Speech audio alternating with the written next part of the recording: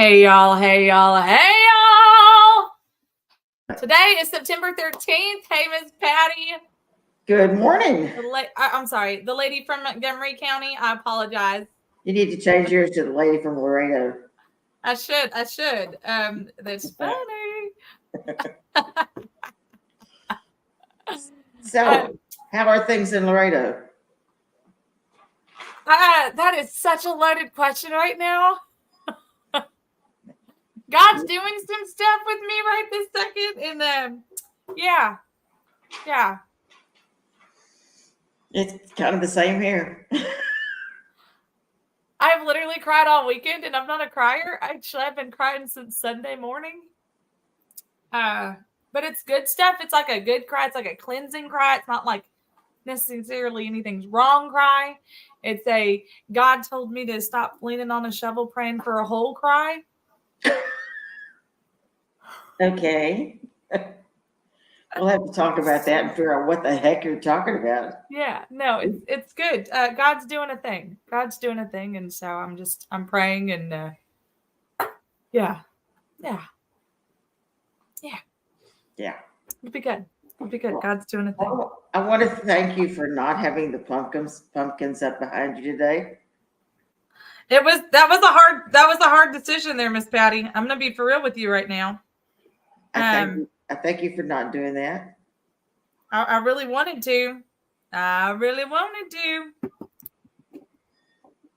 Well, I had to turn off the Paxton trial this morning. That's literally what just happened. I was like watching it, and then I looked up, and I was like, "Oh, 10:01. Oh, snap!" And I'm like, "They're not gonna believe me," but I saw you looking over to the side also, so I was like, "I bet she's doing the same thing." I said, "Man, I can't listen and watch."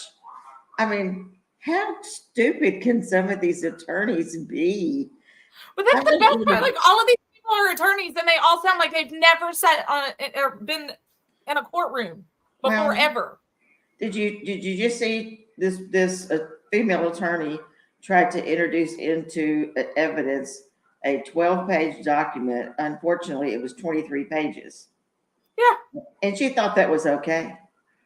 What did you see her little schmuck look when she's like, I think I was just like, I don't even know what to think of these people half the time anymore, Miss Patty.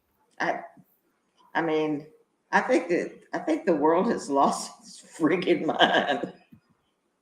I mean, everything. We sat and watched this yesterday with a friend that happens to be a retired attorney, and of course she's giving us a play-by-play of, you can't do that, and we actually got to the point where we were like, well, yes, because you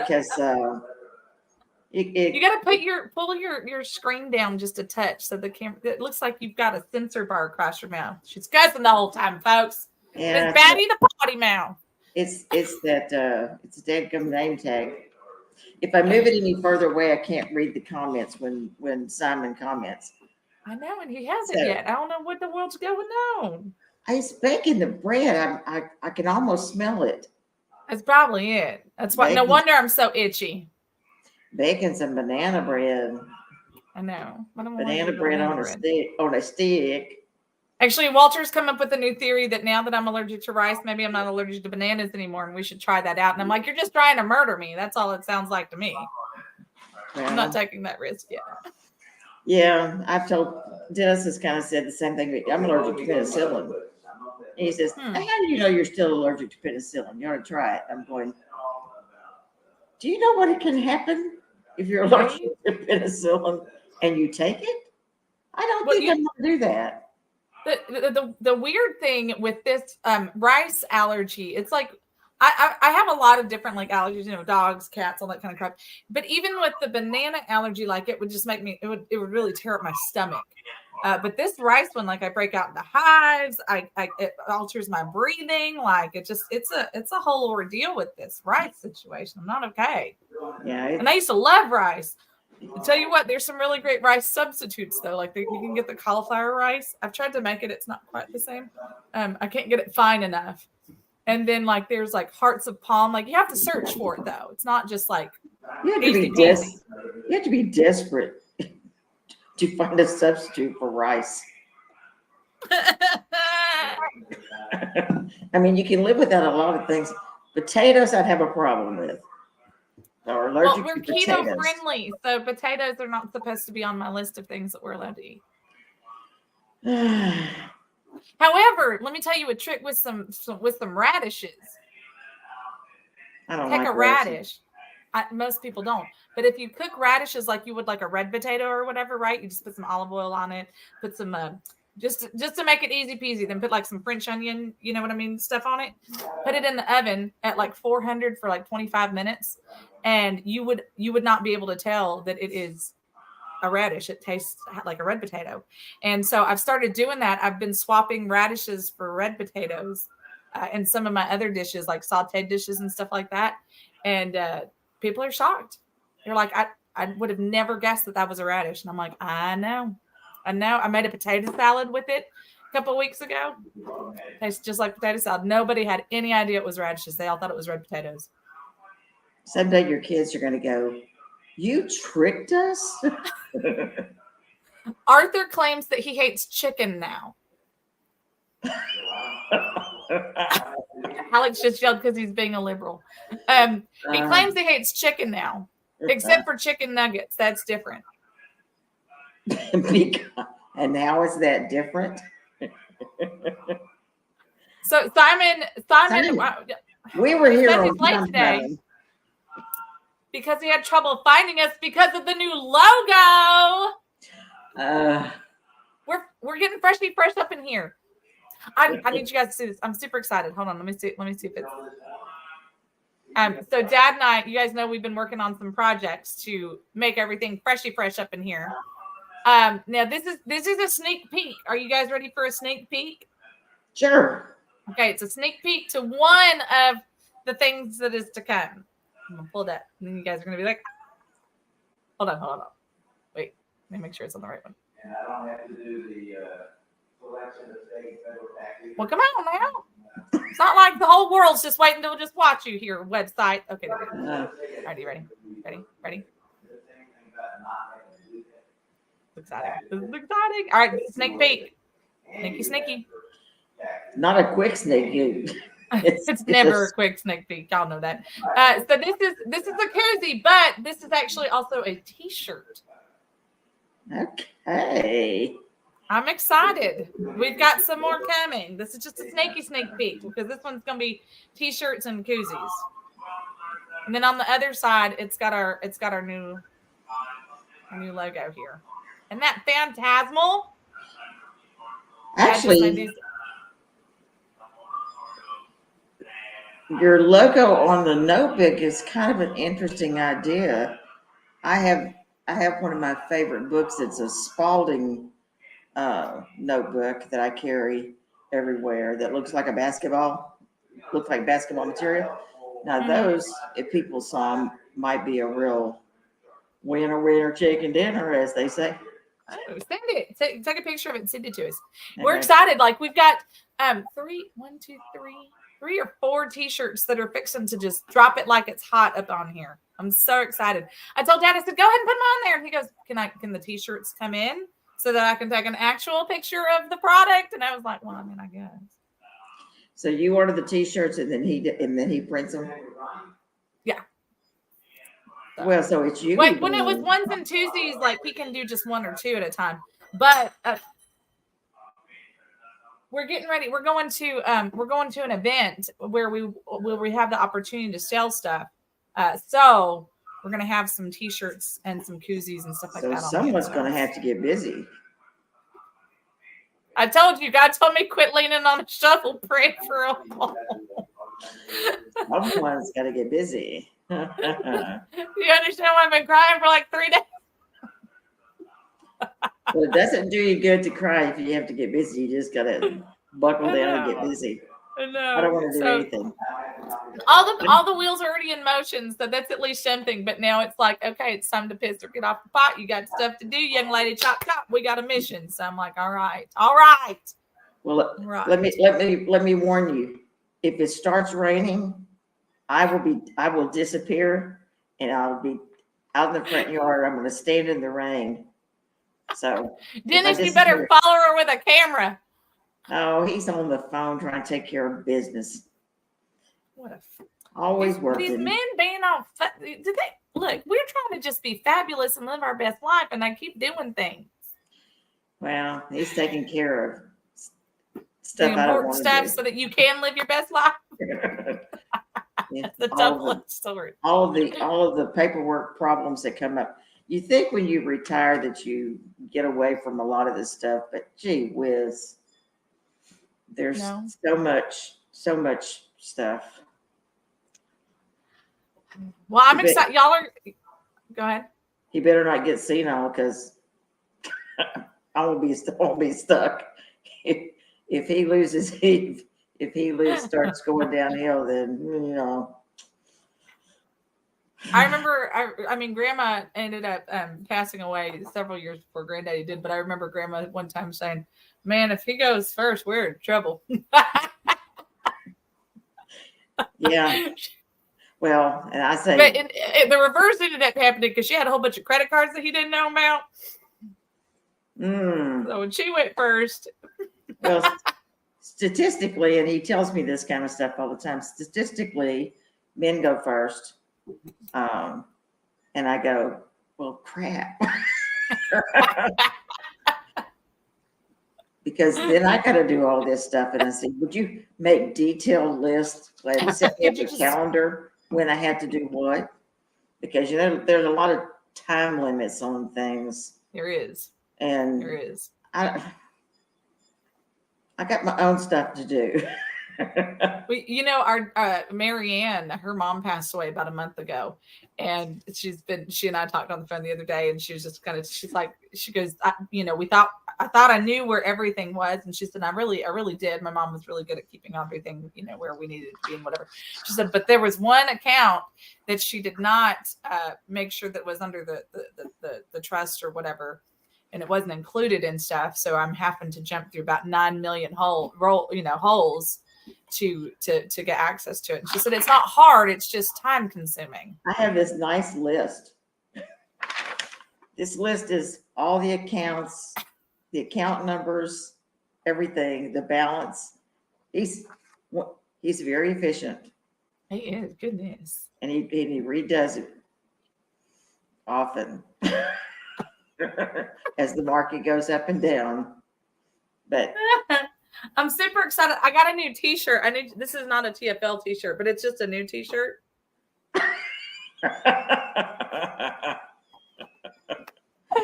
that not the greatest t-shirt ever? Well, I saw a picture of you with it looked like a cow sweatshirt on. Yeah. Mm-hmm. That I couldn't really make out what the whole deal was, but I looked at it and I said, what the heck are you wearing a long sleeve sweatshirt for? It's almost 100 degrees outside. I was absolutely freezing yesterday. It was the dumbest situation. I'm going to pull this up so America can see it. Because, I looked so lovely yesterday. I really did. If you saw the show, you definitely saw it. I told Walter, I said, I don't know if you could tell on the show or not, but I literally cried for like 12 hours straight. He goes, oh no, we can see it. Don't you worry about that. Well, this doesn't matter. But, okay. So it says somebody at the door. Yeah, there's somebody at the door, so I'm going to mute it for a few minutes. Okay. But it says Moody on it. It's a little cow and he's all laid out. I love if you haven't figured this out yet, America, I love cows. It is what it is. I'm excited about it though. It's fun. It's fun. Cows are fun. Oh, I have some cows for you then. My long-term goal is to get one of them Shetland cows, or the ones with the long, or one of those cows with the long hair, but like they're miniatures and you can like just keep them like a dog. That's a long time goal. It's a long-term goal. They are cute, but not that long. Not that long. Don't you have enough furry things at your house? Okay, hear me out, Simon. Hear me out. It's not illegal to have a cow. It's illegal to have a raccoon. And one day in my perfect utopia, I'll have both, but we're not there yet. You just give me a couple more years, though. You just wait. Hey, couple more years. You think we ought to call her the crazy lady from Laredo?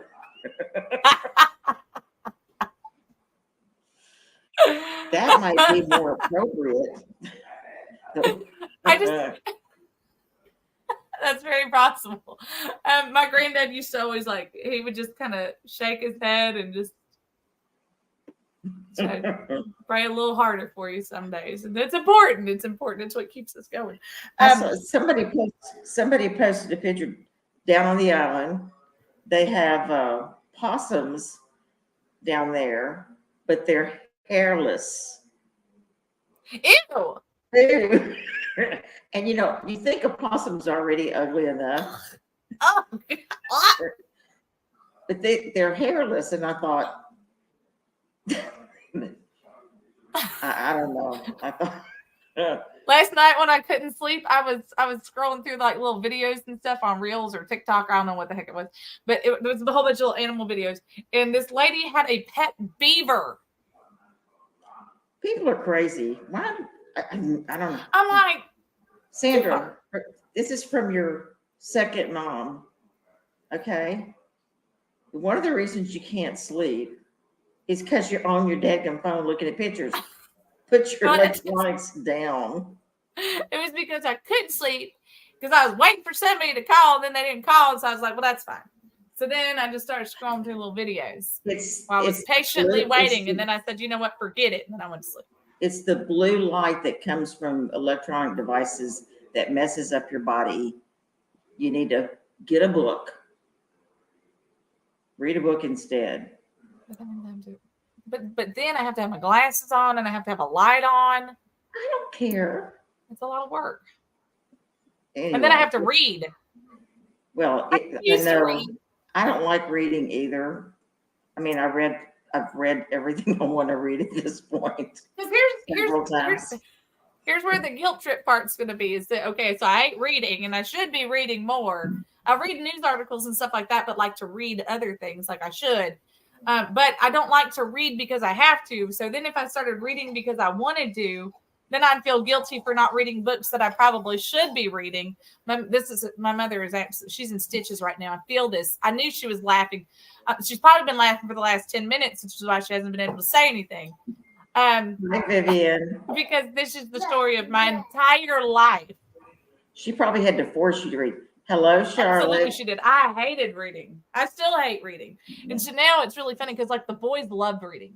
Like the big boys, they love to read. I don't. Oh, but Charlotte, there's such good books out there. Miss Betty said there's good books out there. Where? She said where? She's got a mouth like her mom. She does have a mouth like her mother.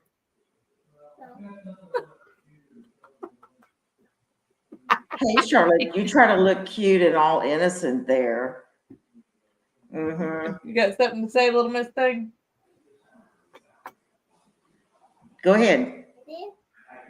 All right, now they can hear. Now we can hear. Can you hear? Charlotte, can you hear? Is it in? Huh? Okay, go ahead, Miss Patty. Huh? You're trying to look cute. You're trying to look cute and all innocent there. What kind of trouble have you been in? You don't fool me. So I bought her the cutest little outfit, and it came in yesterday. Does it have a cow on it? It does have a cow on it, interestingly enough. Let me see here. Hold on. You love it when I do this, Miss Patty, so you're welcome. It says "can't be tamed" on it. How true. Okay, to her pants. I'm going to show her the pants. That's exactly what I was going to do. Can you see what's on the pants? Oh, how cute. Guns. Now, I did not realize that there was little pistols on it when I bought them. But when they came in and they had little pistols on it, she saw them first and she goes, "Mom, my pants have guns on them." That's because she's armed and dangerous. It's in fact. They're water pistols. My mother said she actually had a book when I was there back in 2020 and she needed to read it for an interview. So she bought it. She brought it to me to read and give her the clip notes. Thanks, Mom. And you did it as like a good mom would do. Now, here's the best part. Are y'all ready for this part, Mrs. I Hate Texas? She read the book and she goes, I have a different appreciation for Texas now. Mid- All right. What are we eating, Charlotte? Tell her. What is it? It's what? Mangoes. Why don't you go find a banana? Mom wants a bite. Can mommy eat bananas? Yeah. No, I can't. Get off me. That's the real talk. This is real talk. Have a show, they said. Have a daughter, they said. It's going to be a blast, they said. Do what? They said, have a daughter, they said. Have your own show, they said. Hi, It'll be a Rachel. blast, they said. Hey, Rachel. Hi, Charlotte. Her little cheeks are like stuffed full of mango, and she's smiling like a little chipmunk. Yum, mango. That sounds delicious. Mm. Mm-hmm. Oh, now she's. So I hope Simon's getting some screenshots. I don't know where this kid came from. I don't either. We were talking about something yesterday, and she just looks at me. She goes, I said, well, what about Arthur? And she goes, sucks to be Arthur. Gosh, she's just like her mom. What are you gonna do? You know what? Life is all about paybacks. When if you were a bad kid, one of those children is gonna get you back for everything you did to your mom. It's that one. It's that one right there. What she did, she's like, you know it. Y'all know it. She said something quite atrocious yesterday, and it was at such a hysterical moment. I think I texted to you guys. I won't say it on the air. We just fell out. I absolutely fell out. I was on the phone with Walter when she said it, and he said, man, she's going to be hysterical the older she gets and the more public you become. He says hysterical, but it's not going to be funny forever. Oh, You'll reach a time. Right, when those hormones start to kick in and the eye rolling begins. And I hate you begins. I hate you. You're terrible. you wouldn't say that about your mommy, would you? No. She will. Her brothers, Oh, the she big will. brothers didn't do that stuff, thankfully. I mean, they would get irritated with me. They still do, but they never were like. Yeah, but boys are different. Boys are different. It's It's true. girls that hate their mom Yes. at some point in life. Yeah, I think promise. it's that kind of like that pecking order kind of thing, and whenever you're becoming a young woman and you're starting to assert that, and you have to learn your place Yeah. with your mother. And I think they say it when they realize all of a sudden that you're right, and they don't, and they don't like that, so they pay you back by saying mean things. Yeah, I don't recall ever actually saying that out loud to my mother, but I definitely had those moments where, I was a rebellious teenager, so I definitely had those moments when I was thinking it. I was rebellious, but I wasn't a terrible rebellious. I was a funny, quirky rebellious. In your mind. Yeah. No, everybody loved, even the pastor loved my form of rebellion. We need to have a day where we have Sandra's mom on the show without Sandra here, I don't think that's necessary at all. and we can get the real truth. What are Yeah, you I was doing, in turkey Carla? flirty pants, rebellious teenager. Really annoying. Charlotte she definitely runs the roost when I'm not here, especially with her father, which is hysterical. I remember coming back one time and she was being sassy with him about something, and he just whatever it was, he just stopped and he did it, and I just stared at him and I said, what are you doing? Like, have you lost your bananas? And he's like, she pretty much just fills in for you when you're not here, so I've just got used to it. Can't do it. Can't do it. Because she told him to go change his shirt. He couldn't wear that shirt anymore. Did I tell you? He went to his room and changed his shirt, and I was just like, Oh, the more he spoils her, the worse of time you're going to have. oh, I know. I keep reminding him. I'm like, excuse me, the rest of the world has to deal with your little princess. Mhm. Yeah, you can Charlotte- still be a princess and have boundaries. Yes. Charlotte, who's the That's queen what of you your and mommy house? work on, isn't it? Mom. What? Can you go to McDonald's? Can you go to McDonald's? I mean, not right now, Why? because they're 6 hours away. Why? Charlotte, who's the queen of your house? Who's the queen of the house? What? She said. I She knew looked it. me square in the face and said, Uh-huh. good keep us young. Or She knows it. Right. Look She at her knows pushing it, you yeah. off to the side of your chair. oh, Pretty soon you're gonna be whoa, you may not Scooching- change here, madam. Scooching you over. Yeah, you're going to be off the screen pretty soon. Originally, I was asking if one of y'all could host, or asked Rachel if she could host on Friday. Apparently we have a Looks like host. So Yeah, looks like you have your fill-in. we have the fill-in. How are you with the J6ers? Can you imagine She's that? that. Bye. Apparently, She'll be we're allowed to back. have our show back. For a few Yeah, she'll minutes. definitely be back. She's Uh, going to get something to make more of a statement. Oh, absolutely.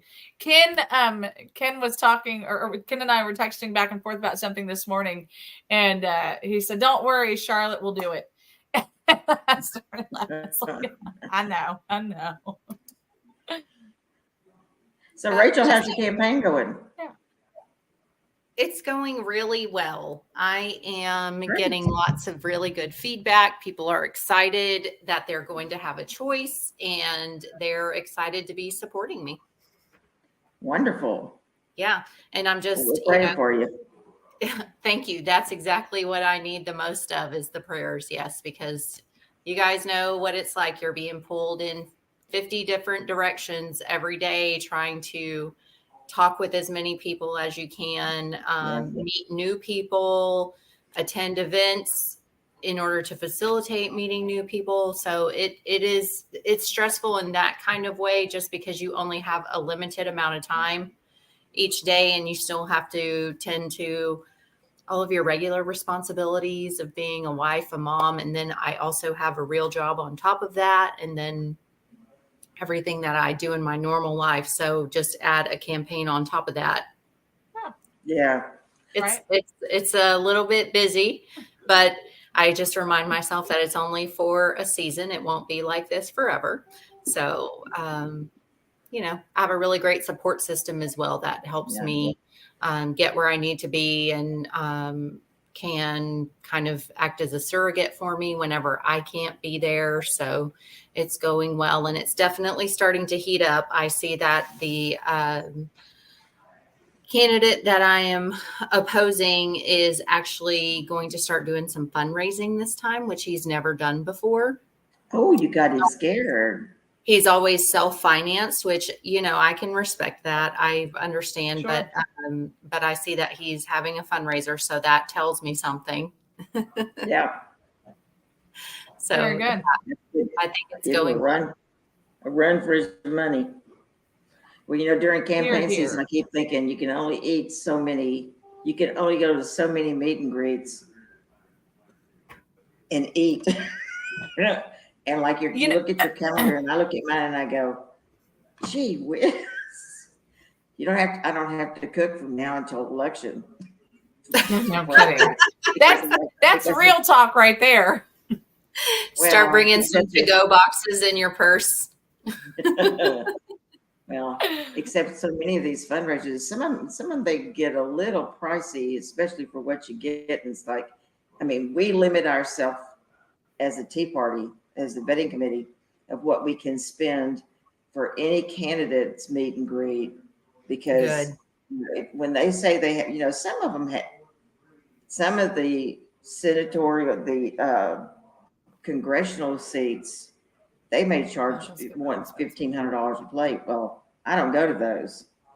Right. If they want me there, they're gonna have to comp mine. They're gonna have to comp mine because we limit ourselves to a certain low amount for any one. Sure. Because Well, that's otherwise, yeah, it does get extremely expensive, but that is another thing that I'm grateful for is that I was able to have a big fundraiser whenever I announced my campaign. And so the bulk of my fundraising is finished. And so now I am able to concentrate on doing the actual campaigning. So I'm thankful for all of the people who were willing to step up and contribute to my campaign. That's a big deal. It really makes a huge It's difference. huge. Yeah. Because that burden, I'm not having to carry around that burden of trying to raise money now. even our county commissioners here and our county judge have very expensive fundraisers, and none of them do you get your money's worth. They get a big donation, but to me, the donation is more important when it comes to support you instead of what wine you served. And Right. most of them are just appetizers. And it's like, I'm not paying, even if I wasn't doing what I'm doing, I wouldn't pay that. Even if I like someone, if I give them a cash donation, that's one thing. But the fact that you're luring me in with a glass of wine and a couple of slices of salami and crackers are not gonna work with me. That's right. We can get our own wine and salami. That's yes. right. Speaking of, I have tickets to the prayer breakfast that your county judge is hosting. JP, the prayer breakfast by the Justice Peace. I don't know. I think it's the county judge, but Eric Metaxas is the speaker. Interesting. Yes. Send me a picture of it so I can. I will. Yeah. Yes.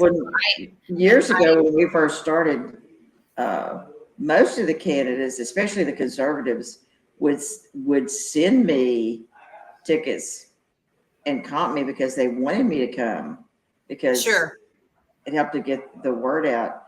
The last few years, they've gotten a little greedy. And it's more important to, but quite often you'll look and see when you have a list that says who's going, that in itself causes a lot of people to go and increase it. So, they need to think about that sometime. But there's, as there's so much going on between now and the small November election here, that it's going to be busy. Sure. And then we have to jump into the primary stuff, and it's like it never ends. Yes. Okay. So tell me about one of the commissioners in Montgomery County named Matt Gray.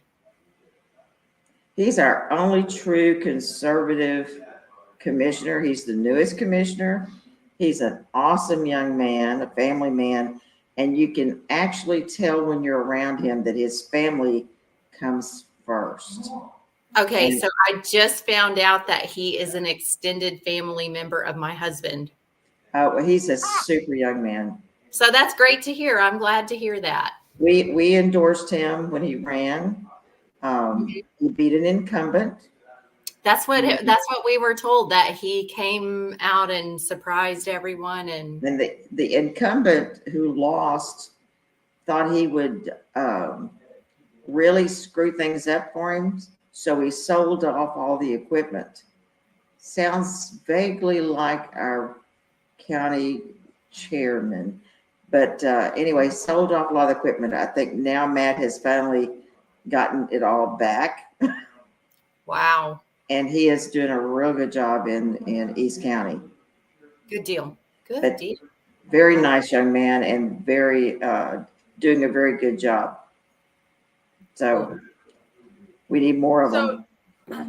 It's funny, Miss Patty, that you brought up the November election. I think that a lot of people, self-included, forgot that there is an election in November. Mhm. But I believe it's going to vary by county. Yeah, as it to what's does. on it. Yeah. But there is a statewide election on there for constitutional amendments. Right. And so, and it's something that we need to be talking about. And I'm pulling this up just because y'all know me, I keep it real with y'all for the first time. So because I kept forgetting that it's coming. And Walter mentioned something about it the other day, and I was like, "What are you talking about?" And I was like, "Oh, so there is. We should probably talk about that a little bit." So there's going to be some propositions here. In fact, I'll put this on the And the sad thing about propositions is voters almost always vote yes on all of them without even reading them.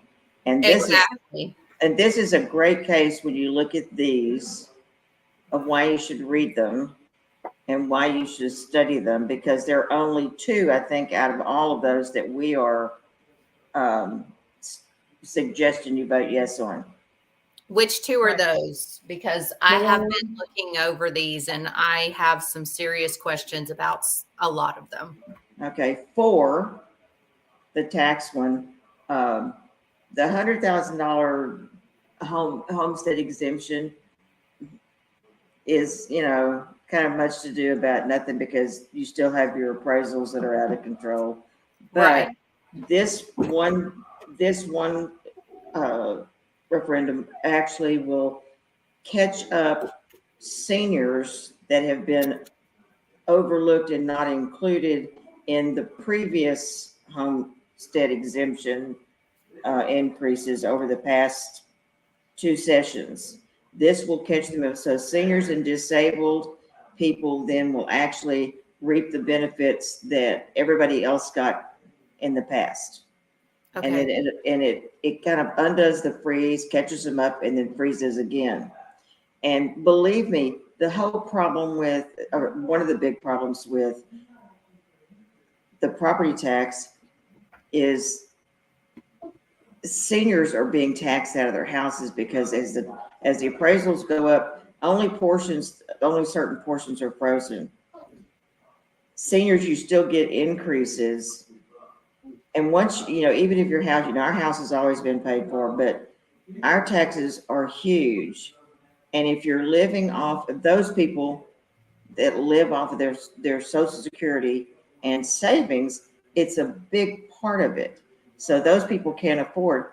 And unfortunately, if you want to move to a smaller house to save money, the cost of houses has gone up so much, your freeze still goes with you.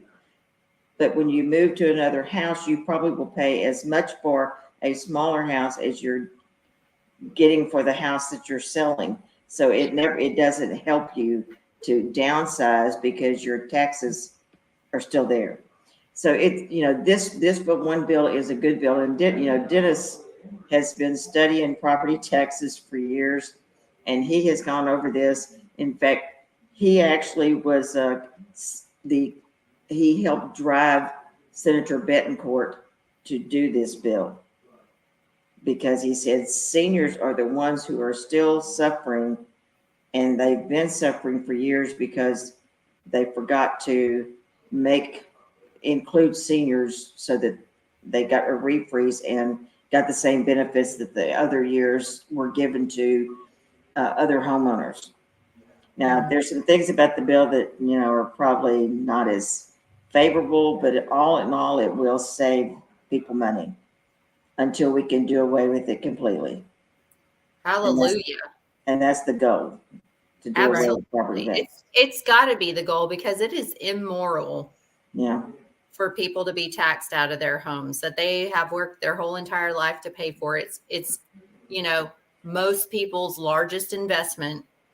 Well, yeah. And it can all be taken away from you because you can't keep up with the taxes. It's insane. Well, And they're not fair from area to area. So it's one of those things that, Then I got this one right at. that it doesn't really show how it's not really appropriate for the house that you're living in. Your taxes, maybe like, property taxes and school taxes, and that's what most of the property tax is. Mhm. A Conroe Independent School District that has a $2 billion school bond up, where that's also in November. Sandra, is that one? And we've got a group studying it and going through it line by line, to see. I mean, people almost always pass these things because it's for the kids. Right, right. Let's all say it together. And you know, I was just in Bracketville over in Kinney County, and one of the things that they actually the women's group asked me, they said, "Hey, what do you know about fighting school bonds?" Or well, first they said, "What do you know about fighting bonds?" And I just started laughing. I said, "Let me guess. It's a school bond." And it's for the kids. And they just started cracking up laughing. Now, it's a very small county, and they're asking for like $47 million. And they're like, Well, you got to see no what way. it's for. There's no way our county can support this. Even Well, if it doesn't start getting paid on for another 20 years, there's no way that we can't support this. There's just no way. And you know, of course, we're the devil. A few years back, there was a big bond. I forget how much it was. It wasn't 2 billion. It was much smaller. And most bonds, like I say, most bonds pass because people just They just blindly vote yes. it's for the kids. It's for the kids. But Kelly Cook was instrumental in killing that bond because, I mean, she worked her butt off and exposed the bond for what it was and killed it. Now, they do come back the next time and they break it back and have it a little bit smaller. But, you know, most of these districts don't need most of this. I mean, a lot of the expense in these, in fact, in this particular school bond, is artificial turf for the stadiums for the kids to play on.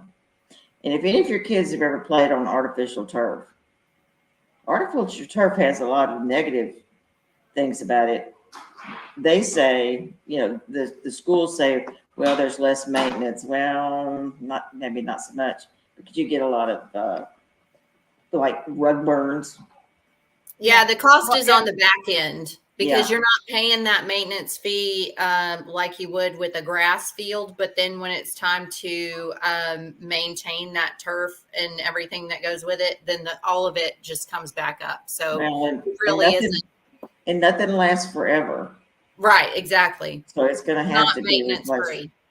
Well, there's so many things that they lump into these school bonds, and that's what we're trying to look in and see. Like we already have a natatorium for the kids to swim in and have competitions in. It's really not, I've never been in it, but it's a nice freestanding campus they're going to, I think, add another pool to it.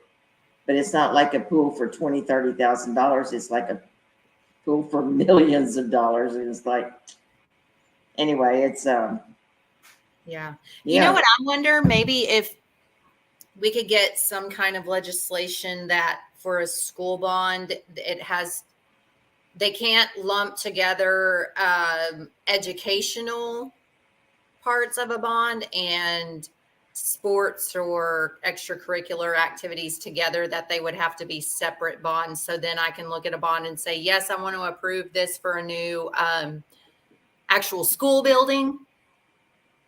But no, I don't want to approve this for a new stadium or. Well, I have a suggestion too. You know, you go and look at some of these new schools that they're building. They actually look like resorts.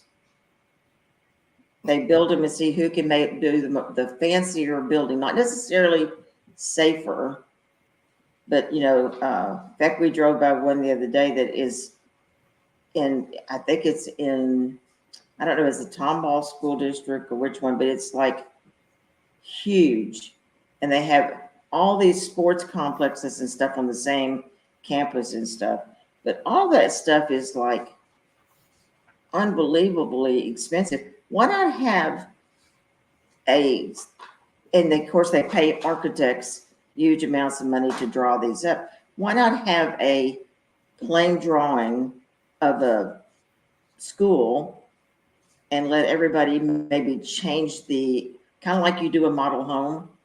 You can change the exterior a little bit to dress it up, but the insides and stuff are the same. So you don't have to redo these on every single school they go to. Some of these things are so elaborate.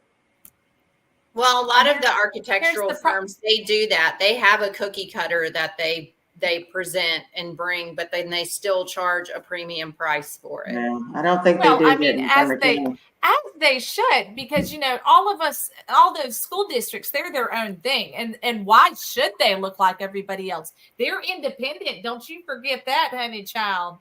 Well, I know Don't that. you make us all look the same Well, when we're no, not they're the not, same. because they're funded by the state too. Yeah. Well, no, exactly. That's exactly it. But that's the whole reason that they don't want to be the same. They want to be able to be their own independent, whatever. Well, when my kids went to Conroe Independent School District, the Woodlands had nice new schools, and they were not overly fancy. Now the new ones, when they started putting them in, they made really fancy, and they did a bond once to put a whole new face on Conroe High School, and they spent budget money on that. Meanwhile, Oak Ridge High School, that when it was put in, it was a pretty plain building, and it wasn't really pretty at all, but it worked. Mm-hmm. And then when they added on to it, they made it uglier, and it's like, I don't care what it looks like. What's the education like that the kids are getting out of it? Boom.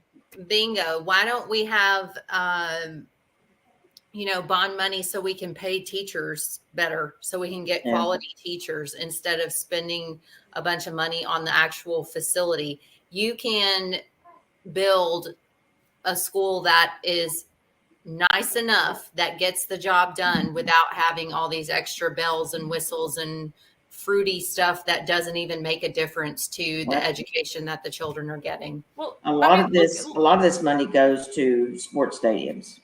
Well, that's exactly it. So the county that I talked about just a few minutes ago, Kinney County, they're wanting a $47 million school bond for a county with 3,300 residents.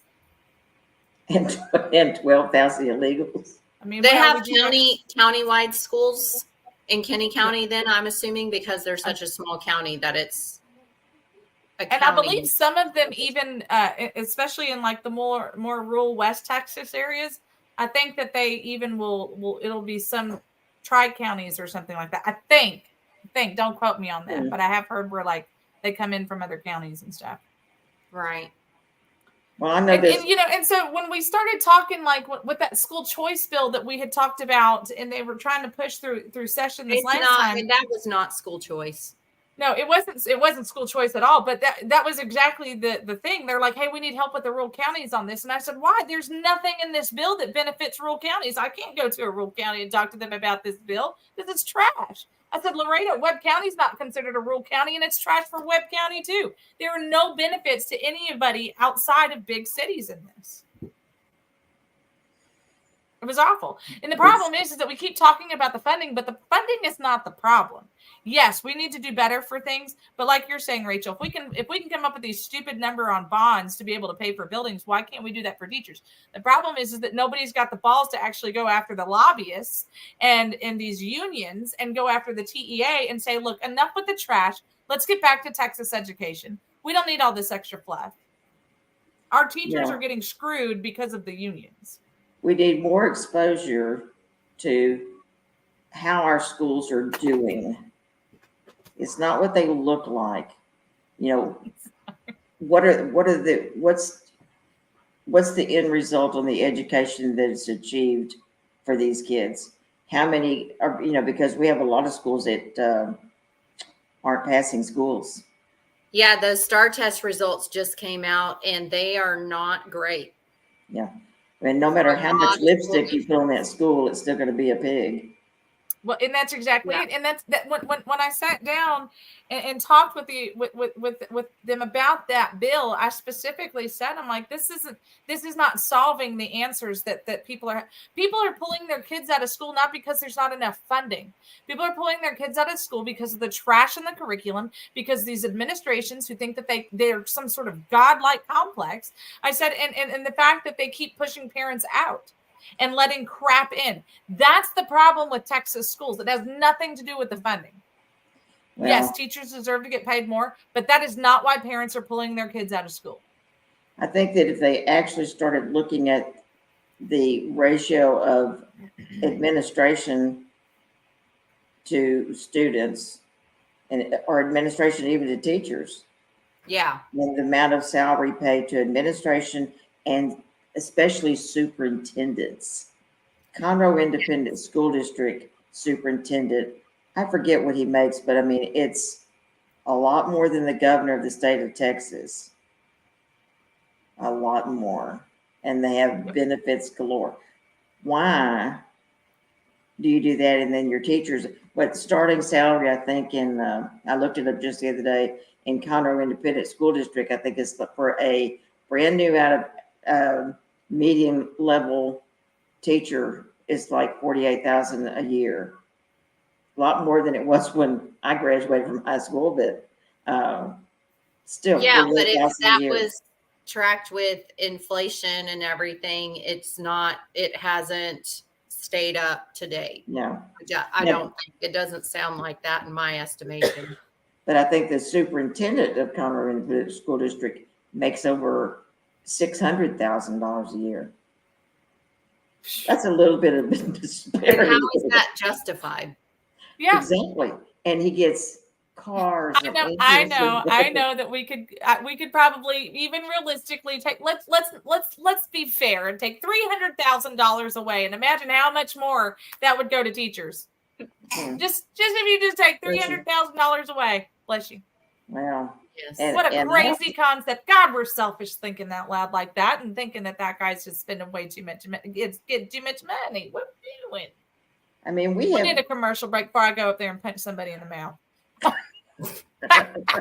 Simmer down. Simmer down. Tell Simon to send us all some banana bread, man. Oh, I see. We're on the kick of let's just murder Sandra. We'll be right back. Banana bread on a make stick. sure we have life insurance for me.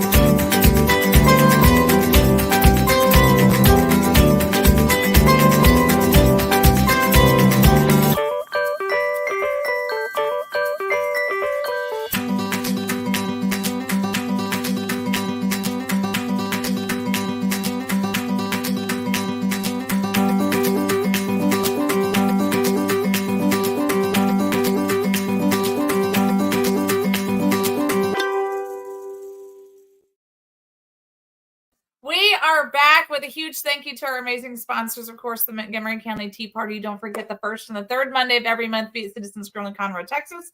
The meeting starts at 6:30, so get there early so you get a place to sit, get something yummy to eat, hug some necks, give some high fives, do what you do best. Get involved. That's what you need to do. Of course, the Vietnam Veterans of America, the Baytown branch has they're hosting the conference for the state of Texas for the Vietnam Veterans of America. So get ready for that. Mark the calendar. It's going to be the end of October. You're going to be excited about that. And yeah, so make sure you do that. Of course, don't forget about Mammoth Nation. It's like Amazon, but cooler because it's all Patriots. So make sure you take advantage of that. Use that hashtag We the People Work when you sign up so that you can support your favorite show. And if you really want to support your favorite show and make things happen, because I told you I got to quit leaning on a shovel praying for a hole. So I need you. Legitimately, I need you. So go to TexasFullyLoaded.com, click on hashtag We the People Work, support us directly that way. You can also go to PayPal, Cash App, and Venmo, or you can go to the TFL shop. Support me and my dad. Come on now, look it up. And then you can get some of our new exciting designs. I showed you guys. I gave you a teaser just a second ago. This is for the koozie that will match the t-shirt. Hold on, take a look. Take a look now. Hold on. I went the wrong way. I'm like speed scrolling. Sorry. I got excited. Oh, look, you can come out shorter. My bad, y'all. I was over here all jumbotroning it. Sorry, just kidding. I prefer my tea in the harbor. We got t-shirts and all sorts of fun that are going to be coming along with that. Of course, we have just regular TFL shirts and our coffee mugs and other Texas gifts. So go to the Texas Fully Loaded website, click on TFL shops, and make it happen. Make it happen. Be a part of the team. And we got more cool ones coming. We have a woman's t-shirt. Oh my gosh, I'm super excited about it. I can't wait to get the proof. I should have it, I think, today. Ooh, cool. Well, I'm bummed. I go try to catch up on the trial, and they heard we were having a break, so they took one too. So I had to laugh because I was like, the Wednesday commercial break is too short. It's too short. Gosh darn it, it's too short. Because I had to go pee. Just put it on loop like you did. Problem solved, right? I did, but then I think people are like, oh no, just kidding. Well, Rachel, you may have to help her make a new commercial because that one's getting a little old. It is. Jack and I are working on stuff, so that's why I'm like, I need pictures and stuff from people. I have a challenge for you. Next time you're in town, we ought to try to see if we can plan you being in town and you and I going and meeting Rachel at one of her fundraisers or one of her events. Yes, that would be awesome. It would be awesome. We do need to make that happen. There's a lot. There's so many things. Like one of the things that if I could fish my wish, do you know what I would fish? The wish that I would fish is that all of our TFL family that hosts with us, that we could all be in one place and do a promo together. Oh man. Like that would make my heart so happy. Yes. I think the FBI got Miss Pat. They didn't like that. They don't like that idea, Sandra, of y'all coming up and meeting up with me. They know that would spell trouble. It was too much. Too much awesomeness in one place at one time. Well, that would be what happens. You know what, Simon? You're right. We do need a TFL apron. That's what he said. We need a TFL apron because Dad does have those other aprons on there. So now I'm gonna have to be like, all right, Dad, the people have spoken. Simon sent me a picture. Did you text it to me only? I mean, I'll do the Miss Patty special. There you go. Best baker ever. I will give you part of that because you know that cookie or baking is also my specialty, but mine are like cookies and stuff. Ooh, and yes. Of course, pumpkin muffins. Earlier, I had to go do some errands, and one of the things I needed to do was stop by and get a Panthers t-shirt because next week is homecoming in Anahuac, and so I got to represent. So I had to stop by one of our local little places and get a t-shirt. And this business, the center that they're located in, it's this really cute historic home where they have made it into a bunch of different little shops. It's called Little Shops of Anahuac. And so they have a bunch of different little shops in there, and they have a t-shirt shop. as well. And then next door to them is a little bakery called the Dough Bros. And I'm so excited about this because they have these freaking delicious fried pies. OMG. They Mm. are so good. So yes, I'm excited about that. They had some kolaches and some muffins and other things in there this morning, and I haven't tried any of those other baked goods. But man, these fried pies are just out of this world. Rachel, my stomach is already growling. Yes, I was just sitting here thinking I have not eaten yet today. Me either. I've had coffee. Very, very good choices on that. Yeah. Yes, Simon, I make these amazing pumpkin chocolate chip muffins. And they're fabulous. Now, here was something funny is so I need to remake some because we're out. And Arthur goes, Mom, I need you to do something for me. And I said, what do you need? And he goes, I need you to not put chocolate chips in some. And I was like, wait, what? And he's like, Yeah, I'd no. rather have it without chocolate chips this time. And I was like, what? Why? And he's like, I just Because want them we without need chocolate pure chips. pumpkin. Yeah, we don't need chocolate chips up in that pumpkin muffin, ma'am. We just need it straight. Make mine without the pumpkin. Okay, I'll make it straight pumpkin. I'll do some straight pumpkin. So I have done it where I've added pecans to it too, and that's really yummy. Or walnut. So I might do a little variety. It's pecans. Pecan. Yes, it's pecan. You don't say pecan pie. You say pecan pie. No, I say pecan pie. Pecan pie. That's weird. See, you can tell the native Texans over the transplants. The best trend y'all have ever had. That didn't want to be here. No. That was forced to move here. I was forced to move here. Texan by force. Well, the worst part is it was God that forced me down here. I fought him hard on it, but he was like, no, you need to He said, I know what's best for you. Yes. He does. The funny part is that like, and you guys have heard me say this before, like I love Texas. Like I want to stay in Texas. Texas is my home. There's really no place else I really want to be. But the funny part is like I keep saying like other parts of Texas, God. And so I was praying, and there's, like I said, there's some big stuff that's fixing to happen. And so I was like, this is great. Like I can move somewhere else that's not on the border. And so I tried to go up to Baytown, and God was like, nope, that's not where I need you. And so then I was like, okay, that's cool. So then in some of this other stuff, I started laughing because I'm like, I literally am attached to the border. For no other reason than God was like, I need you on the border. But that can change. I keep saying that it's going to change, and God's like, just a different part of the border, perhaps, but still the border. And I was like, okay. When he put me on the border, I said, why me? So it actually was a long time ago, though. I'm a border dweller. I'm okay with it. I'm at peace. I have peace now. I said, okay, God, I'm done fighting. Yeah, it's better. Just like, thank you, Jesus. For everything, there's a season. You're there for a reason, and then he'll say, pack your bags. We're going somewhere else. When we first moved, that's how I knew that God wanted us here. I've told this story before, but when I almost didn't come to Texas, I was going to stay in Virginia because I was living like I thought I had everything I wanted. I was near my family. I had all my friends there. I had a job that I loved, like the whole entire thing. And God was like, I'm gonna need you to not. I need you in Texas. And I'm like, no, I'm gonna need to just stay here. And so I kept bargaining with God. That didn't work out.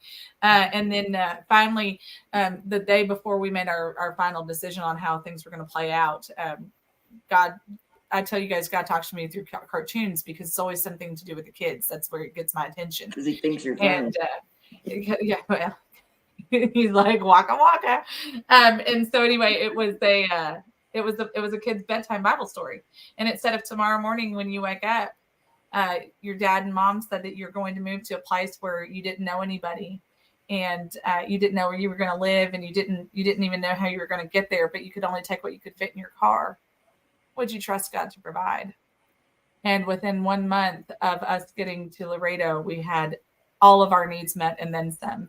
And it was just, and it was just that jump. It was that leap of faith. And it was literally like, it was crazy. Like our accounts had been frozen. Like if it could happen, it went wrong. It went wrong. And so, and I mean, for months I had planned, and I had all the things lined up. I had the deposits lined up, and we had the money and the this, and we were going to have a little fun on the way down. And like all of the plans were made. And God was like, I know you did a great job making those plans, but that's not what we're doing. That ain't what's happening. So, I have a real history of making plans and then God going, just kidding. It looked great on paper though. It really, you did a fantastic job, but that's not what I wanted you to do. And yeah, I have learned.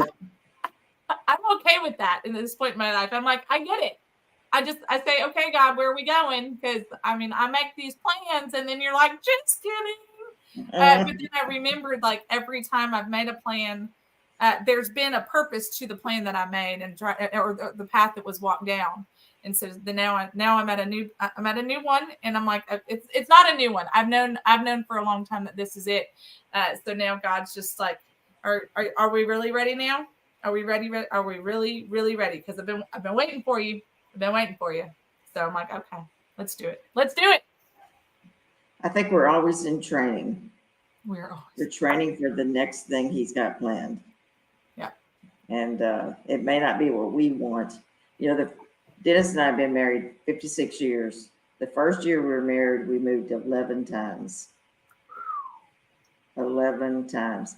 I remember when all of our stuff fit in a car. Right now, I'd be lucky just to be able to put my everything I need for overnight in the car. It's like the Beverly Hillbillies with everything all strapped on, and well, even when he got transferred from here after we first went the service, I put every wedding gifts, everything in the car and drove from Houston to San Diego, California. I was 18 years old. Wow. And there were still some wedding presents that were wrapped. Wow. And it's interesting to see that God always has that plan, and we don't know what it is, and we're not supposed to know what it is. That's part of the adventure, right? Well, it is. When he reveals it though, it's always in his timing. And it was funny this morning, and I was texting with Ken about some stuff this morning, and as I mentioned earlier, and it was about some of this stuff, and he said he just got quiet like for like 15 minutes, like we went from back and forth, firing back and forth, and then he just went away, and then he came back and he said, I just came out of the war closet. If it's going to glorify God, or no, I don't want to misquote it because it was perfect and an instant rush of this peace. He said, just out of the prayer closet, whatever glorifies God will come to pass.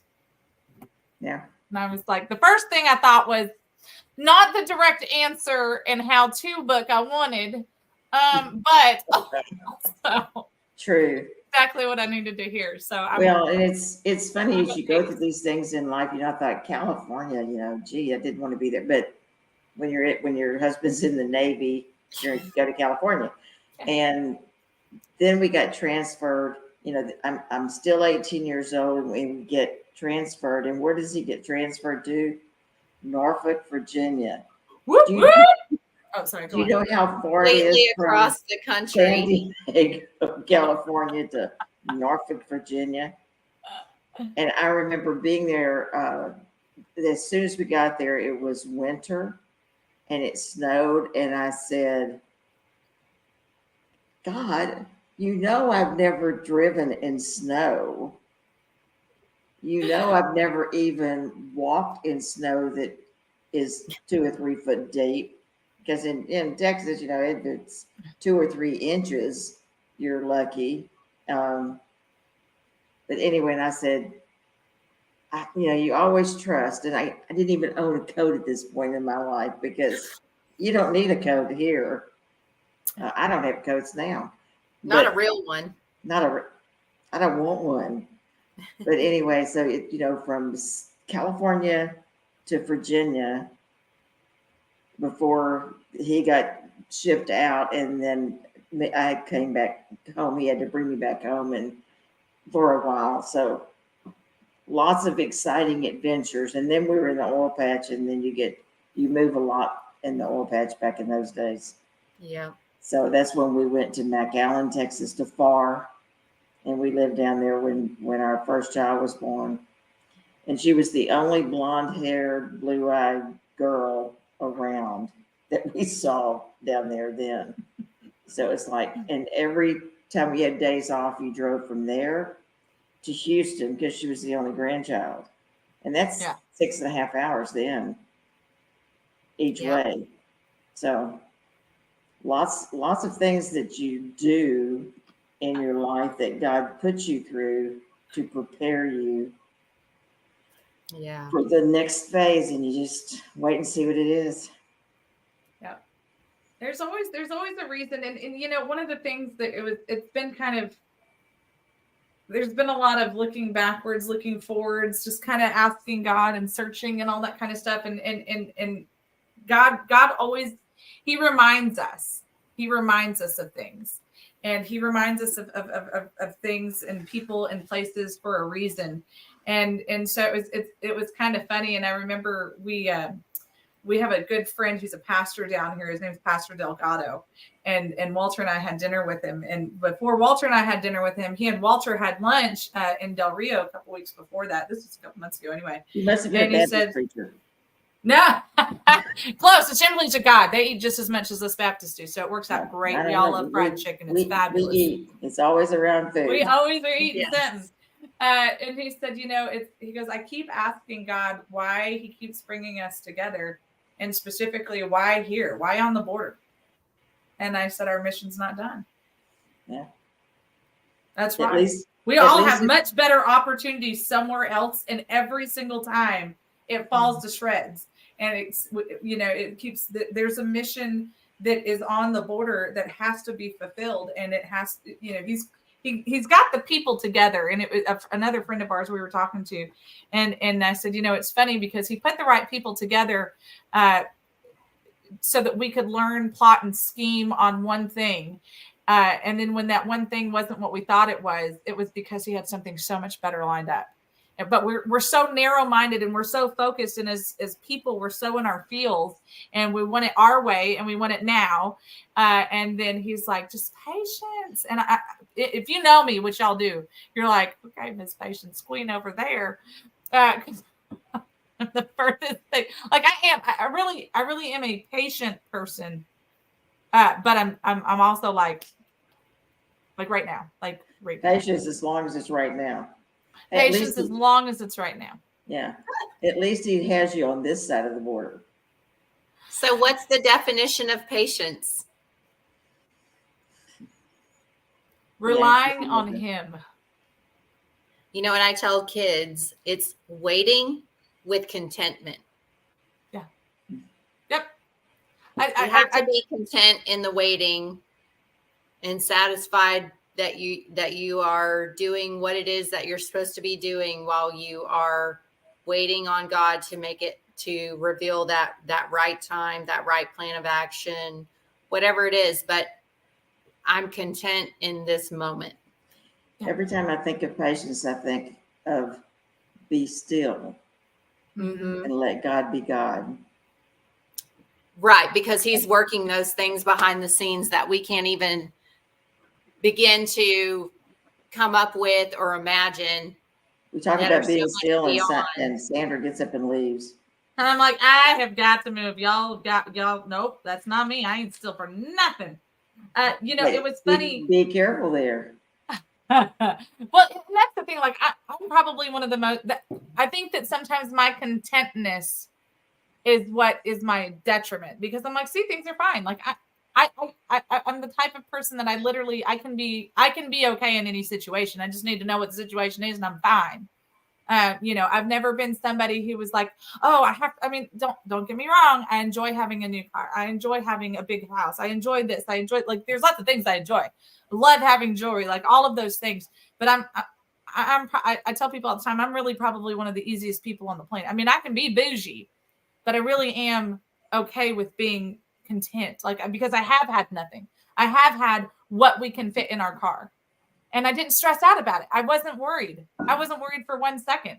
We had 2 cars when we left Virginia. We arrived in Texas with 1. Like, I can be content. Like, I don't need a house on the hill. I just need to know that we're all moving forward in the right path, on the right reason, for the right purpose.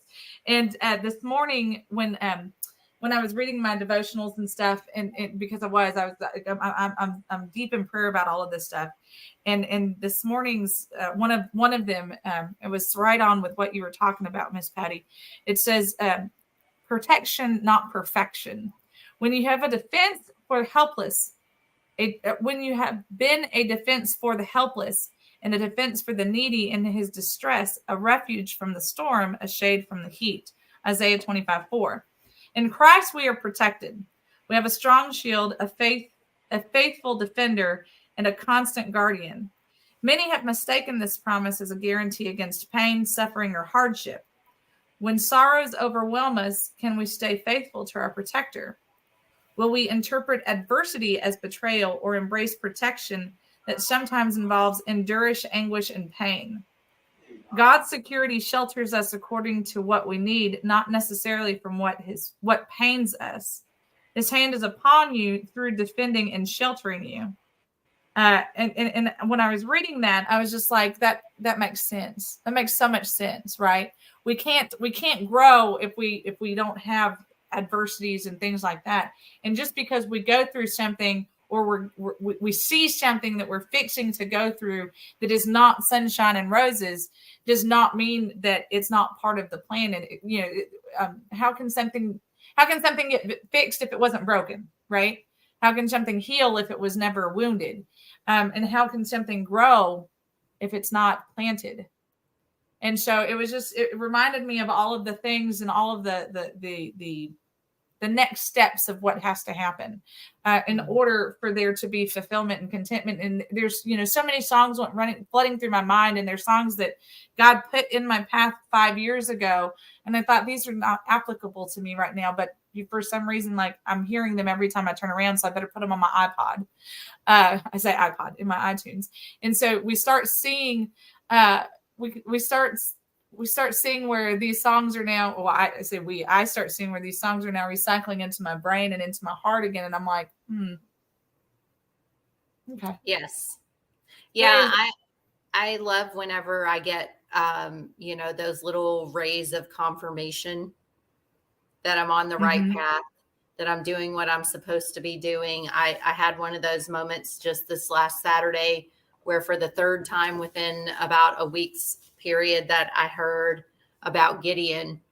So I had to go and get in there, start studying it. Okay, what do you want me to see here? What is, what do you have in this part of your story that you want me to absorb? So, yeah, I love that. I love having that pipeline straight to where he is giving me downloads, constantly giving me downloads if I'm open to them.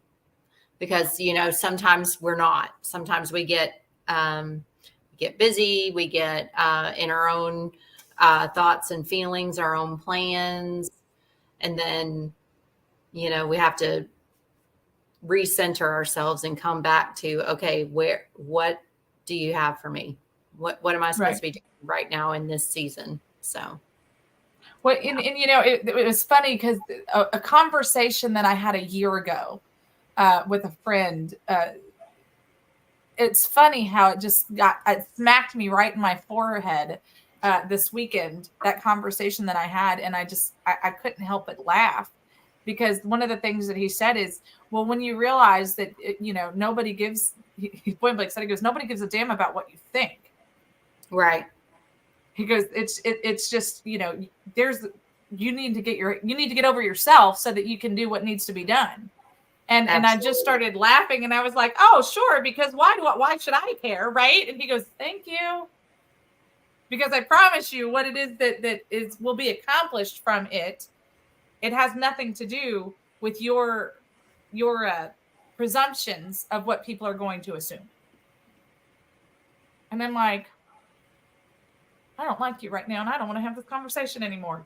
And then Saturday, when some other stuff got brought into my path, I just started cracking up laughing, and immediately thought of that conversation. I mean, like I could have tripped over it. It was like so in front of my face, and I couldn't help but laugh because I was like, oh, well, Yep. that conversation wasn't foretelling a year ago, and I laughed it off and thought, you don't know what you're talking about. Yeah. Get over yourself. Just get over myself. Yeah. You're not And then all what's even that. funnier is I got a phone call. My brother called me. My brother and I haven't spoken in about a year. My brother called me and he said something to me, and I just it was weird, and I was just like, yeah, that's not even on the purview for me. So yeah, okay, whatever. And you know, I told him I'd call him back, and I didn't, because I was just like, I was almost disgusted by what he said to me. Because it just wasn't something that I thought was on my path. And then 2 weeks later, I found out it actually was on my path. I didn't want to acknowledge it. So I'm excited for the doors that God's opening from it. And I kind of need to call my brother and tell him I hate him. And also thank you for calling me. But I'm not there. There's some things that still have to happen before that happens. But I'm you know, God's in the business of making sure that he talks to people that are going to wake you up for a reason.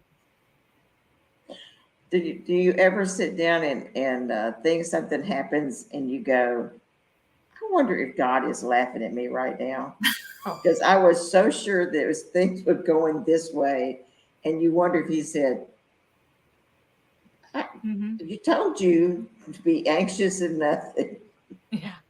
And you go, I'm going to stop planning stuff, because if it's going to happen, it's going to happen. Just quit. I'm done planning things. I mean, I got an idea. Let's just go with it. I mean, we as moms don't want that. We want to know, have our stuff lined up and ready and be prepared. And sometimes I think he sits up there and goes, not so fast. Yeah.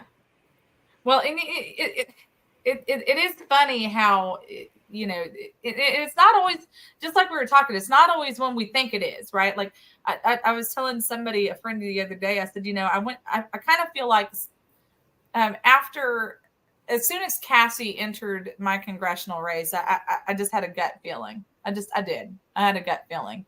And then when we found out that she was in the runoff, I mean, I fought, don't get me wrong. I did everything that I felt like I was doing the right things.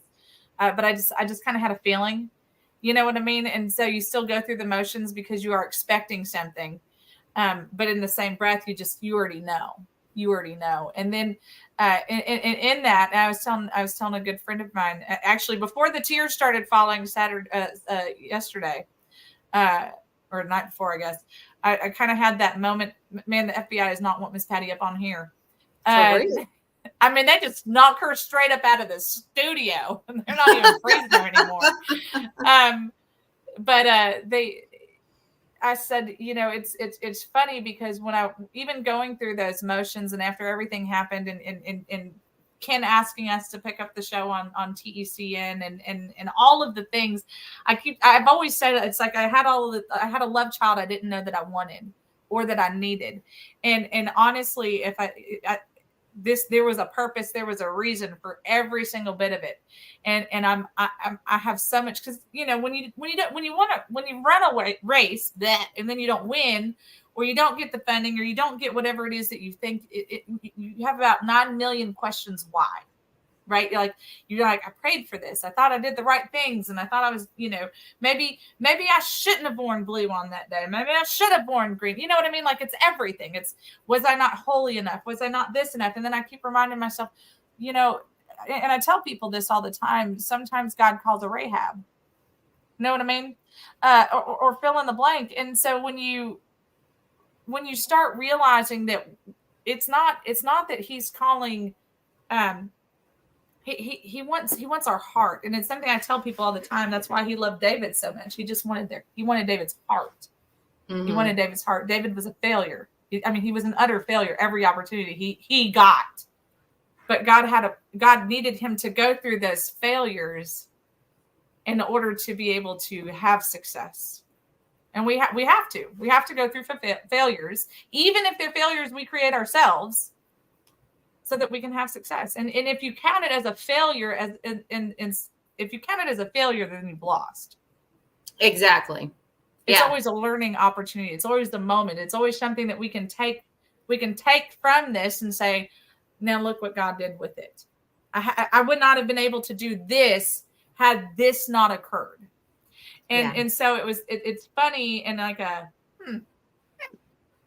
and scripture tells us don't count it a loss, count it joy. And so even for the my last race, whenever people bring it up and they say, well, you didn't win. And I say, I don't think that I didn't win. I didn't get elected. Yeah. But in many, many ways, it was a win. Oh, absolutely. Because I learned so much. I was able to affect change with that campaign. Mm-hmm. And even right now, in this current campaign, you're back. If I leave again, I'm staying gone. There's a Milton Bradley quote that I'm just living on that says, create an environment where even the wrong people are forced to do the right thing. Yeah. So even if the purpose of me having this campaign is not for me to be elected, if that is not in God's plan, there is a purpose to it. No, absolutely. Yeah.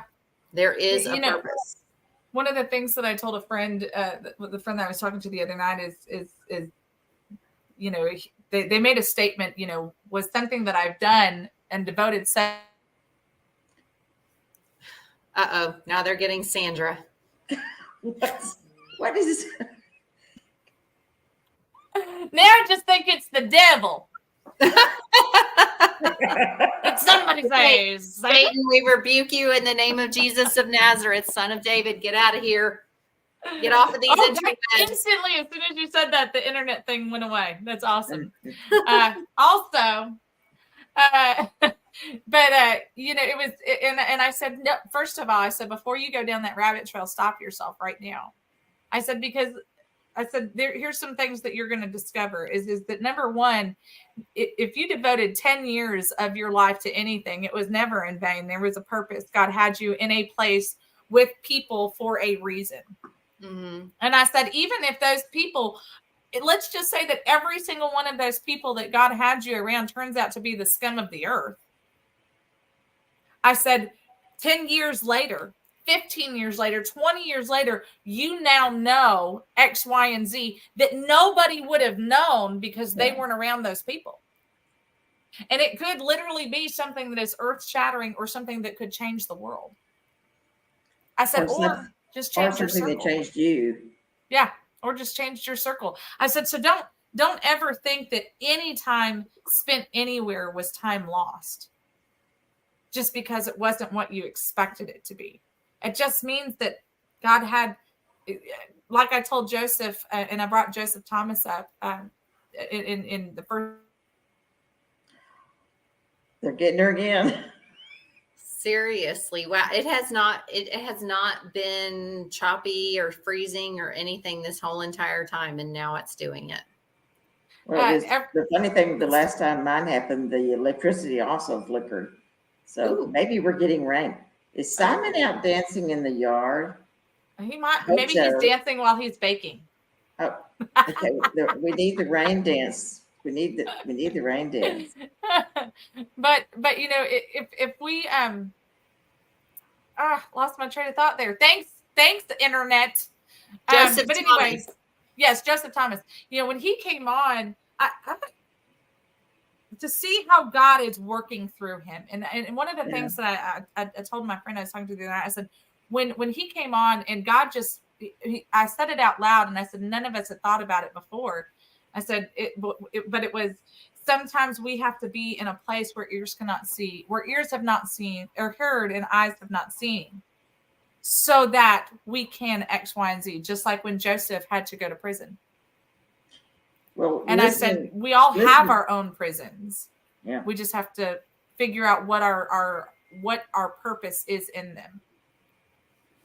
Listening to Joseph and what he's going through and how he's handling it is like, God is in control. We don't like it. Not that he's in control. We don't like what's happening to these guys, but God must have a reason. Mm-hmm. Absolutely, he does. It's not in vain. And Joseph's attitude is just beautiful. I mean, you can almost. I know that. Well, even going back to Joseph, he said to his brothers, what you meant for evil, God used for good. I mean, we just, as finite human beings, are not able to see and know how God is going to use that. Yeah. Well, and like with the J6 or specifically, or any type of candidacy or circumstance that God has been putting these warriors in the place of, I haven't lost anything. I haven't not gotten elected to anything either. I think that I had to go through experiences, and Rachel, I know you feel the same way. We had to go through these experiences, because if we didn't go through them, then we wouldn't know how to fix whatever X, Y, and Z is, or we wouldn't even have been exposed to X, Y, and Z to be able to move forward for the next thing or for the next part of our mission. And if we truly, as people, believe that the end is near, and use that however you want to use it, whether it's, we might be coming up on a war, we might be coming up on a political conflict, all of these things. If none of this stuff in the last decade, even in the last 20 years, would have ever happened, if none of the last stuff in the last 20 years would have happened, then the next part of scripture couldn't be fulfilled. The next part of the plan could not be fulfilled. And I'm not talking about like some fake political plan. I'm talking about the plan that God has ordained since the beginning of time. So if we believe that that God's word is real, and we believe that he has a plan for the new earth, then we have to go through trials. We have to go through things that are just not going to make sense. And I think that God's setting people up for a reason and a purpose. And it's not always going to be sunshine and roses. And we have to remember to dance even when it's not sunshine and roses. Look at Job. Yeah. Yeah, and sometimes it's just time to be in sackcloth and ashes. Sometimes it's not time to dance. Sometimes it is, like Jesus said, blessed are those who mourn. And he wasn't talking about mourning like death of your loved one. He's talking about mourning the sinfulness of this earth, the sinfulness of these of people, that we're broken, that we are not holy, that our righteous works are like filthy rags before God. But thank God that he sent his son for us. Yeah. Stand in that gap for us to provide the righteousness that we need to stand before God. Oh, absolutely. So it's not a bad thing for us to realize that and acknowledge it. Mm-hmm. And then we're able to have the joy of knowing Jesus and what he's done for us. Because you can't fully accept that you are saved if you didn't first acknowledge that you needed to be saved from something, right? And I think quite often we have to see how much sin is in the world and how many bad things there are in order to be able to realize that it's going to get worse for those who don't believe, and that we need to get busy because we.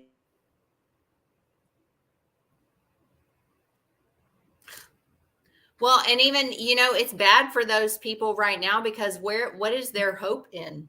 Their hope is in man. Right. And what does man do? disappointment after disappointment after disappointment, because man is always going to stumble, fall, fail. I mean, we're not robots. We make mistakes, whether they be intentional or not. We miss the mark. Yep. So if you're putting your hope in men or in governments, you are sad. You are going to be sadly disappointed continually. That's exactly it. And you know, it's going back on the morning that you were talking about, and some, like you said, sometimes it's not necessarily a death of a person, a physical death of a person. Sometimes it's a death of an expectation. Sometimes it's a death of a time in your life. And we're supposed to mourn those also. Like, that's part of the healing process and part of the growing process, right? You know, I'm kind of reminded, even though it's not the same, of like a phoenix, right? A phoenix bird, in the mythological sense, it has to catch on fire so that it can come back up from the ashes. And sometimes that's exactly what we as Christians have to be reminded of. Like, we have to die to ourselves so that we can live as Christ, so that we can, you know, and sometimes that's a season, and scripture talks about there being seasons in life, and sometimes things change because they have to. Things have to change in order for other things to happen. And you know, we forget. My dad used to always tell me, he still reminds me, we as Christians. Oh my goodness, they got Sandra too, man. Child. It ain't the FBI today, folks. It is not the FBI today. No. God wants, we as Christians want to put God in a box and be like, okay, well, I've checked off all of the things on the checklist. Right. Okay, God, see, I did the checklist. I did it. You had the checklist, and you said that if I did all the things, I mean, you didn't say that exactly, but that's the assumption that I have, because we've like the checklists. And God's like, yeah, no, I have my own thing. I do my own. I'm God. I didn't need you to tell me how to put the birds on the earth. So I don't need you to tell me what your plan is, because where were you whenever I created the heavens and the earth? So Exactly. you can put your little checklist away. It's nice. It's a tool, but it is not. But it is not the end all be all. You know, even with plans, you know, I think God wants us to make plans. He doesn't want us to live in chaos, or that we shouldn't have structure in our lives, but we have to hold it with an open hand and just be willing to be obedient to him whenever he says, okay, we're changing your plan. Right. Or now we're going to merge your plan with my plan. Mm-hmm. You know, we have to be open to those things, because the best place you can be is in obedience to him. That's the safest place you can be. The obedience, the duty is ours, and the results are his. Right. And that's exactly it. And I think that what we like to tell people all the time, oh, well, you know, we just like to put them in a box. We want to compartmentalize it.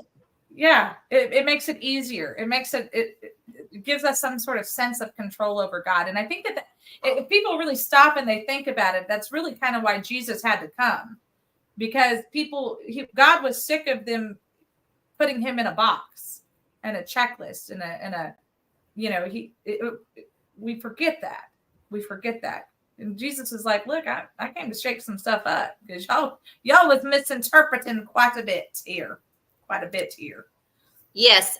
We were just kind of had a little bit of this conversation last Sunday at my Sunday school class about, you know, it's not that the law was bad or wrong. It's that the people were bending the law to fit what they wanted. Right. Yep. They were perverting the law. And Jesus had to come and say, look, guys, your checklist ain't getting it. Right. It's got to be coming from here. So Yep. It's, you know, it's important that we as Christians and we as fellow believers, we're not meant to condemn. We're not meant to do that stuff. We're meant to remind people of God and of his presence and make sure that they're checking in with him. They don't need to check in with us. They need to check in with him. And to be a prayer partner or prayer warrior for somebody, or to be God put spiritual guides, if you will, in our path for a reason, right? Because we need iron to sharpen iron. I need to know that if I call you, Rachel, and I do, absolutely I do. If I call you and say, hey, I need some prayer with this, you know, can we talk about it? We have. I don't even say we can. We have. And we just, okay, now we know what, now we've had a chance to talk about it with a spiritual sister or spiritual brother, spiritual whom you need to speak to. And now I have somebody praying with me to help make sure that I'm hearing God's voice in this, and I'm not trying to put my own twist or flair on it. Yeah, and part of that is, you know, having that accountability between believers where you can not condemn the person, but say, hey, this is not honoring God, whatever that this is, you know, that we're not, like you said, we're not condemning people, but Right. we are condemning the sin that is holding that person back. Yeah. And he's got a plan, he's got a purpose, and you know, God uses people in different ways, and it's not always going to be the same way. And I think that that's something that I Yeah. Well, it doesn't feel good when someone points out a flaw. It doesn't feel good. I was saying it doesn't feel good when someone points out a flaw. Right. But One of the things that I get frustrated with, and this is like Sandra talk, like this isn't like, I will look at somebody and just be like, I don't understand how you got all this stuff going for you because you're doing blah, blah, blah, blah. Like, I don't say it out loud to other people. Like, don't get me wrong. Like, I'm not like starting gossip or anything like that. But I'm just sitting here going, how is God allowing you to get all this stuff? And I'm over here going, I mean, at least I ain't doing that. And then I'm like, sorry, I forgot they're on a different path than I'm on. I apologize. I shouldn't have been doing that, Jesus. And then I get smacked across the face and been like, hey, I'm not worried about what they're doing. I'm worried about your walk. I'm worried about what you're doing. And right. Well, and we're not privy to what they have going on in all of inside. Yeah. Because what the situation appears to be can often be very different than what the reality is. And I think you and I both know that from personal experience, that perception and reality can be very different things. Very different things. Very different things. Yeah. So that, I think that goes back to getting over yourself. Exactly. I mean, sometimes my husband will just look at me and say, get over yourself. Yeah. I'm like, ow, that hurts, but I needed to hear it. Mm-hmm. You know? Yep. And he says it to me because he loves me and he cares about me. Mm-hmm. And he sees, you know, sometimes I'm just getting caught up and it's not healthy. It's not benefiting me. It's not growing me. Yep. And stagnancy is also a very terrible thing. Stagnancy. I may have just made that word up, but you're welcome, America, because I do that often. Stagnation. Yeah. What is this about, Walter? I think you can take a page out of that too, mister. Well, and we all can. That's the thing. There's not anyone that this does not apply to. There is not anyone that this doesn't apply to.